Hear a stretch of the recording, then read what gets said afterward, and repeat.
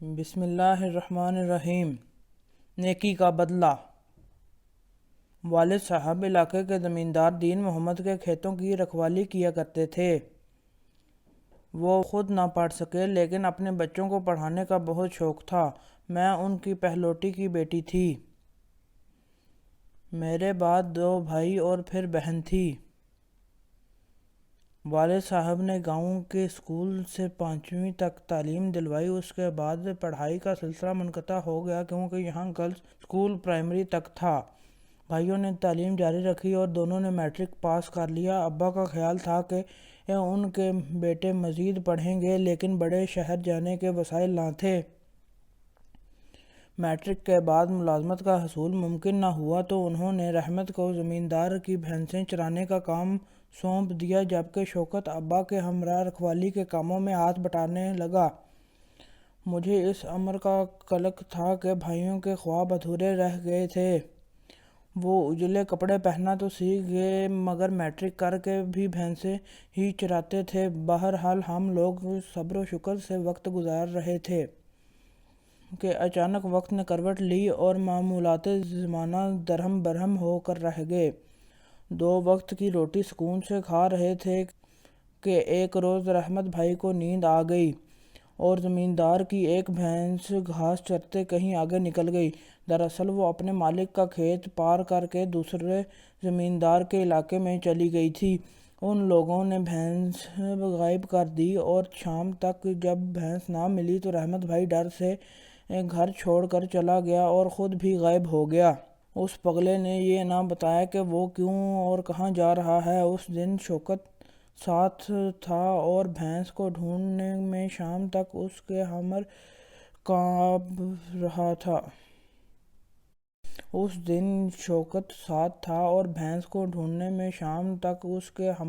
رہا تھا۔ تبھی ہم لوگوں کو علم ہوا کہ کس وجہ سے رحمت بھائی نے اپنا گھر اور دین محمد کا علاقہ چھوڑا ہے۔ علاقے کے لوگوں کا خیال تھا کہ رحمت جیسا نیک چلن لڑکا ایسا نہیں کر سکتا کہ زمیندار کی بہن چرا کر بھاگ گیا ہو۔ اس کی یہ ہمت ہو بھی نہیں سکتی تھی۔ یہ ضرور دشمنوں کا کام تھا، البتہ خوف کی وجہ سے وہ روپوش تھا۔ والد صاحب نے زمیندار دین محمد کو اصل واقعہ بتایا تو اس کو بھی یقین آ گیا کہ رحمت ڈر سے چلا گیا ہے۔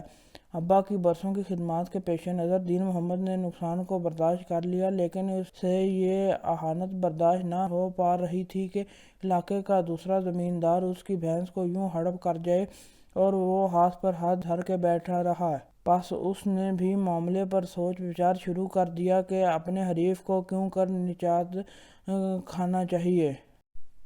کھلم کھلا اعلان جنگ میں سراسر گھاٹا تھا، لہٰذا اپنے کارندوں کے ذمے لگا دیا کہ جب بھی پڑوسی ہوشیار خان کے کسی جانور سے سامنا ہو جائے تو اس کو جہنم رسید ضرور کرنا، چاہے ہندسوں کا جوڑا ہوا یا کہ اس کے پالتو کتے۔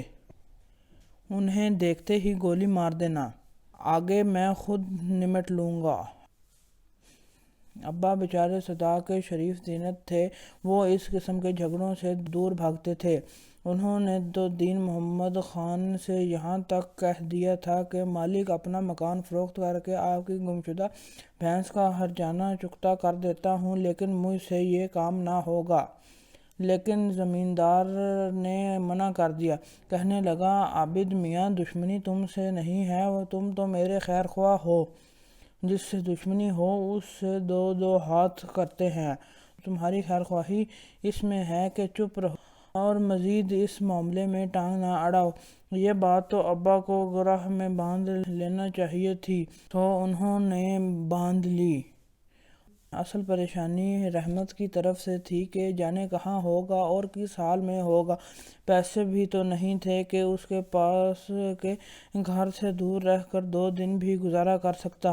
ان دنوں میں ہر نماز کے بعد اپنے بھائی کے لیے دعائیں مانگتی تھی کہ خیریت کے ساتھ آ جائے تو 100 نفل شکرانہ ادا کروں گی۔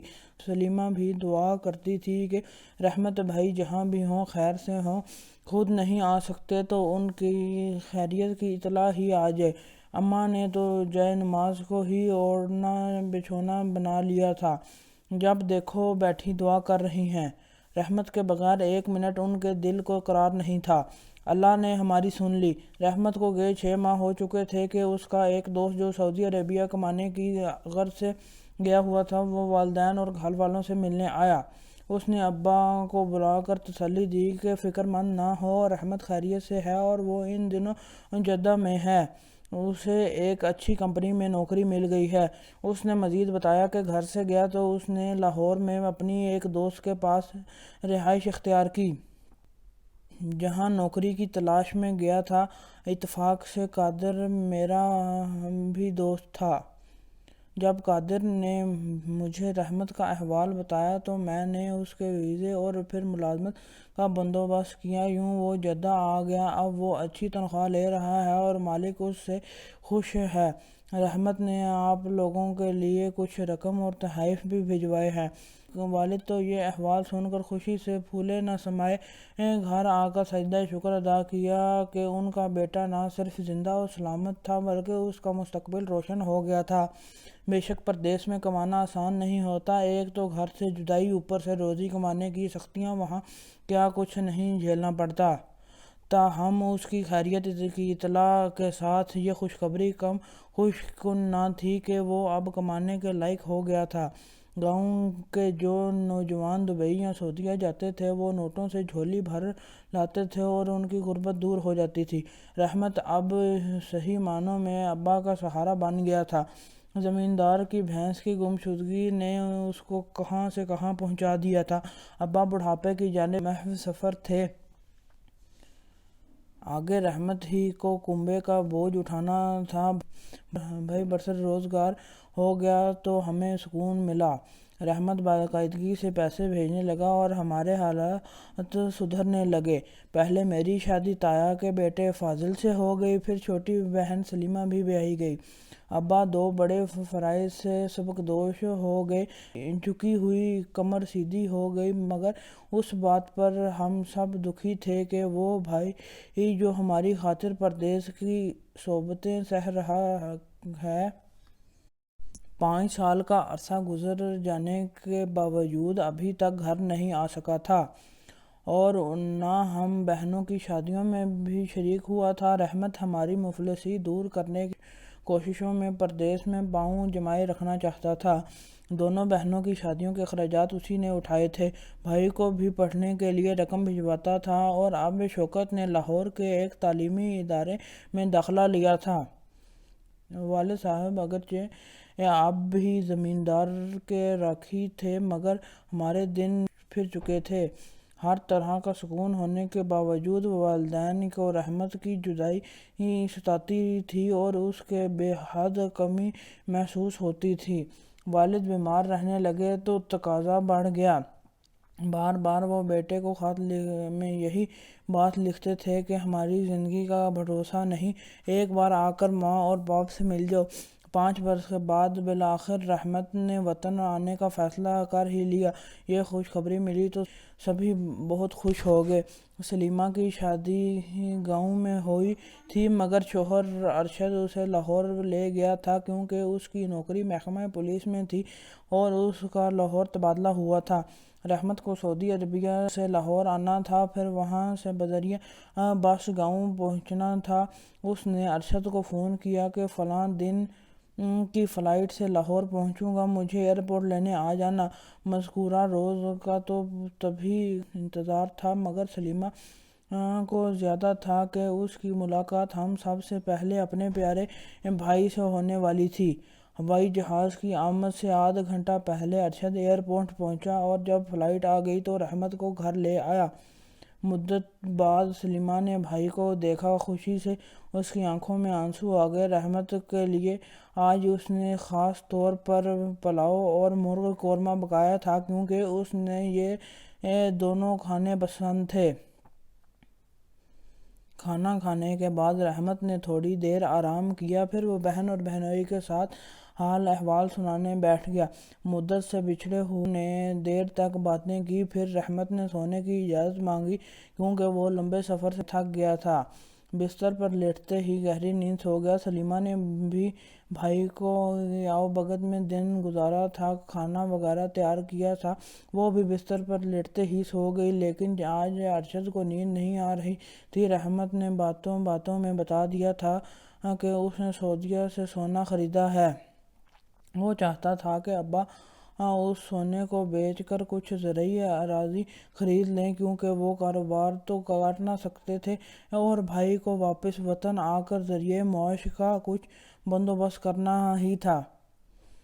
کھیتی باڑی کا تجربہ تھا اور یہی کام ابا کو پسند بھی تھا۔ جب ارشد نے سونے کے بارے میں سنا تو اس کا دل بے ایمان ہو گیا۔ اس نے اپنے بھائی سے کہا کہ اگر ہمیں اپنے حالات سدھارنے ہیں تو پھر یہ کام کرنا ہی ہوگا۔ کسی طرح رحمت کو ایک دن اور روک لیتے ہیں۔ آج رات سونا نکال لیا تو صبح وہ سوٹ کیس کھولے گا، اسے خبر ہو جائے گی کہ سونا ہم نے نکالا ہے۔ بہتر ہے کہ کل رات ہم سونا نکال لیں گے اور پھر اسے زہر دے کر کسی طرح کام تمام کر دیں گے۔ جب وہ یہ گفتگو کر رہے تھے، پاس ہی ان کا ملازم لڑکا سو رہا تھا۔ دراصل یہ دونوں بھائی اس ملازم کو ٹھری میں آ کر رحمت کو ٹھکانے لگانے کا منصوبہ بنا رہے تھے۔ وہ سمجھ رہے تھے کہ لڑکا سو چکا ہے۔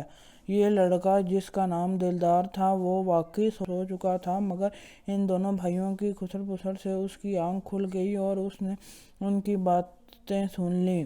صبح ہوئی تو ارشد نے اصرار کیا، رحمت بھائی مدت بعد آئے ہو تو ایک دن اور ہمارے پاس ٹھہر جاؤ، کل صبح آپ کو خود گاڑی کر کے گاؤں چھوڑ آئیں گے۔ سلیمہ کافی دنوں سے میکے نہیں گئی، اس کو بھی ساتھ لے چلیں گے، اماں اور ابا سے مل لیں گے۔ غرض ارشد نے اتنا اصرار کیا تو رحمت نے سوچا یہاں اتنی مدت والدین سے جدائی سہہ لی، ایک دن اور سہی۔ اس نے سوٹ کیس کھول کر وہ تحائف نکالے جو ارشد اور سلیمہ کے لیے لایا تھا۔ یہ خوبصورت قیمتی تحفے پا کر سلیمہ بہت خوش ہوئی، مگر ارشد کے چہرے پر بس بناوٹی مسکان تھی۔ رحمت نے اپنے 2 سالہ بھانجے کے لیے بھی کھلونے خریدے تھے۔ جب وہ یہ تحائف دے رہا تھا، ملازم لڑکا دلدار دیکھ رہا تھا۔ رحمت نے اس کی جانب دیکھا تو اسے اس کے غریب لڑکے پر ترس آ گیا کہ کپڑے ملجھے اور بوسیدہ تھے۔ تب اسے اپنی مفلسی کے دن یاد آ گئے تو اس نے سوٹ کیس سے ایک عمدہ کپڑا نکال کر اس غریب لڑکے کو دے دیا اور کہا، یہ لو جوڑا تم اپنے لیے سلوا لینا، عید قریب ہے، عید کے روز نیا جوڑا پہن لینا۔ جیب میں ہاتھ ڈال کر بطور عیدی کے کچھ رقم دی کہ جوڑا سلواؤ گے تو درزی سلائی بھی تو لے گا۔ ارشد خاموش رہا، مگر سلیمہ نے کہا، بھائی جان ہمارے لیے اتنا کچھ لائے ہیں، اب ہمارے ملازم کو بھی دے رہے ہیں، رہنے دیجیے، ارشد اسے خود جوڑا لے دیں گے۔ رحمت نے جواب دیا، ارشد دے گا تو ٹھیک ہے، مگر میں تو اللہ کی خوشنودی کے لیے دے رہا ہوں تاکہ اللہ ہم سے راضی ہو۔ پھر اس نے ارشد کے بھائی انور کو بھی جوڑا اور ایک گھڑی تحفے میں دی۔ باقی جو تحفے وہ ہم سب گھر والوں کے لیے لایا تھا وہ بھی ارشد اور سلیمہ کو دکھائے۔ شام کو ارشد اپنے بھائی کے ہمراہ تھوڑی دیر کے لیے کہیں چلا گیا اور سلیمہ کھانا بنانے میں مصروف ہو گئی تو ملازم لڑکے دلدار کا ضمیر جاگ گیا اور اس نے تنہائی پا کر رات کی سنی ہوئی گفتگو میرے بھائی رحمت کے گوش گزار کر کے کہا کہ بھائی جان آپ آج رات یہاں نہ رہنا، کسی طرح بھی یہاں سے چلے جاؤ ورنہ آپ کی جان کو بہت خطرہ ہے۔ رحمت نے سلیمہ کو کچھ نہ بتایا کہ ملازم نے اسے کیا کہا ہے، بلکہ چھت پر جا کر فون کیا کہ تم مجھے تھوڑی دیر بعد فون کر کے کہنا کہ ابا کی طبیعت بہت خراب ہے، جلدی آ جاؤ۔ میں نے رات کے 9 بجے کے قریب فون کیا، اس وقت تک ارشد گھر آ چکا تھا اور رحمت کے پاس ہی بیٹھا تھا۔ میں نے سلیمہ اور ارشد سے بھی بات کی، رحمت سے بھی کہا کہ جلدی پہنچو، ابا بہت بیمار ہو گئے ہیں، ان کو اسپتال لے جا رہے ہیں۔ یہ فون سبھی نے سنا۔ اس کے بعد رحمت نے سامان اٹھایا اور کہا کہ مجھے ابھی گاؤں جانا ہے، پرائیویٹ گاڑی کرائے پر لے کر چلا جاؤں گا، آپ لوگ ساتھ چلنا چاہو تو، ورنہ بعد میں آ جانا۔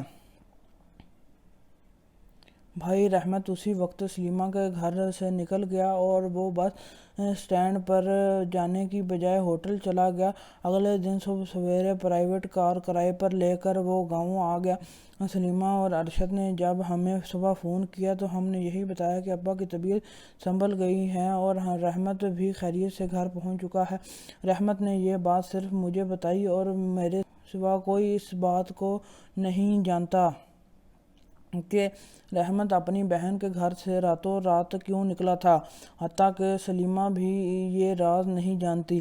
سچ ہے انسان کی نیت بدلتے دیر نہیں لگتی، اور یہ بھی سچ ہے کہ نیکی اور خیرات رائیگاں نہیں جاتی بلکہ صدقہ و خیرات کرنے سے مصیبت ٹل جاتی ہے۔ ایسی کئی وارداتیں ہوئیں کہ بیرون ملک کسی پر سامان یا مال وزر کے لالچ میں کسی قریبی عزیز نے اپنے رشتہ دار کو جان سے مار دیا، مگر میرے بھائی کی قسمت اچھی تھی کہ وہ اپنے بہنوئی اور اس کے بھائی کے ہاتھوں قتل ہونے سے بچ گیا۔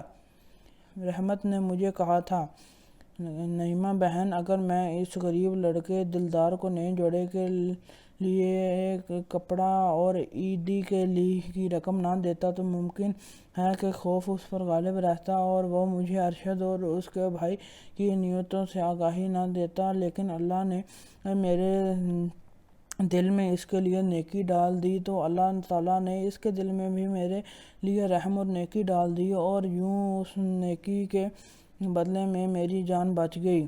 اب یہ تو خدا جانتا ہے کہ اسی رات وہ کیا کرنے والے تھے، واقعی اپنی بری نیت کو عمل جامہ پہنانے والے تھے یا نہیں، اس میں کامیاب ہوتے یا نہیں، سلیمہ کو کیسے خاموش کرتے، یہ سب بعد کی باتیں ہیں۔ سب سے اچھی بات تو یہ ہے کہ میرا پیارا بھائی رحمت آج بھی بقید حیات ہے اور بہت اچھی زندگی گزار رہا ہے۔